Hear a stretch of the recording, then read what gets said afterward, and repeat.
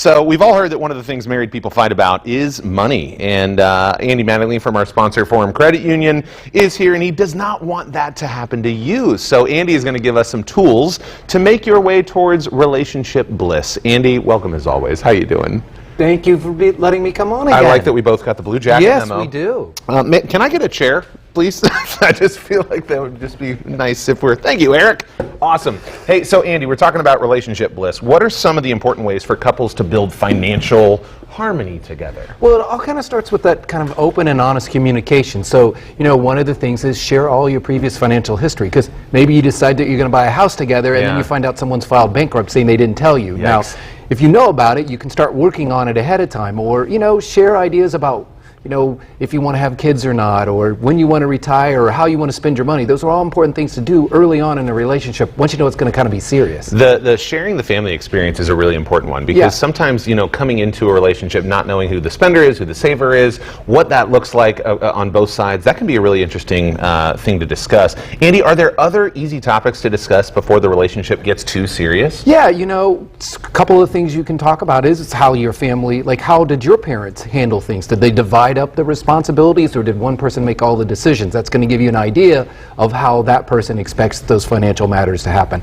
You know, another good thing to kind of talk about is financial habits. You know, say, here's what I think are my good financial habits and what are my bad financial habits, and see if your partner agrees.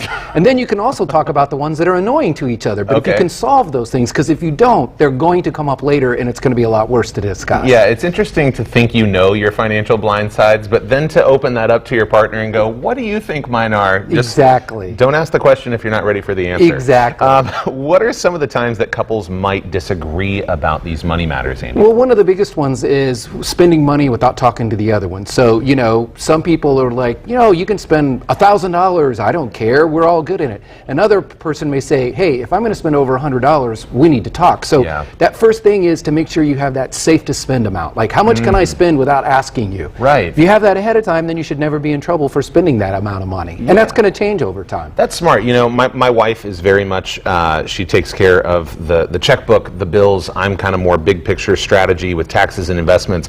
But we have had that conversation that has been really helpful to say, hey, if you're going to spend or deposit this much, hey, just let me know. Just send me a text. Something that simple can eliminate a lot of future friction. Exactly. Yeah. Exactly. Okay. So Andy, what are your keys for couples to have financial harmony that leads to relational bliss? To relational bliss. Well, I mean, I think the first thing is to start out is just to talk about some of the major things that are going to happen. So how is decisions going to be made? You know, is it going to be equal or not? And if you're okay with one person making all the decisions, that's fine. Everybody has their own thing. But if you want it to be equal, regardless of how much each person makes, you need to have that discussion. But then also importantly, who's going to be responsible for the day-to-day? No one wants to be the, you know, have to just take it over. Hey, if you're okay with paying all the bills and keeping everything up, that's great. But the other person may say, hey, I want to be involved, or no, I don't want to be involved. So working through those things are important. And then just making sure you set up a time to talk about money. Because you may have goals that you set when you're 25 and 30, but when you get to 40, those may have changed. So make sure you both agree. So compromise is probably the thing that's most important. It can't be about you winning or your significant other winning. It has to be about the team winning. It's got to be us, right? Exactly. And sometimes, Andy, that can be really hard if you don't know where to start. Exactly. Tell us about, briefly, what the experience is like to have a Forum Credit Union financial advisor come in and guide those kind of conversations. Yeah, that's a really good thing, is if you sit down with one of our financial advisors, they're going to put together a plan. So it may be about paying for kids' education and like kind of put it together a budget. A lot of times couples don't put together a budget, and that's really important, so you can see where your money's going, and then you can kind of set those goals and say what it's going to take to get there. And then you may change your goals, which is great, because you're saying, I'm not willing to give up, you know, having 3 vacations a year just so I can do this. I want my 3 vacations. So you make other adjustments. You got to have those conversations. To have someone there to help mediate that can be so helpful. Andy, this advice is so valuable. We really, really appreciate you coming on, and thanks for sponsoring the show too. We appreciate you. Thank you.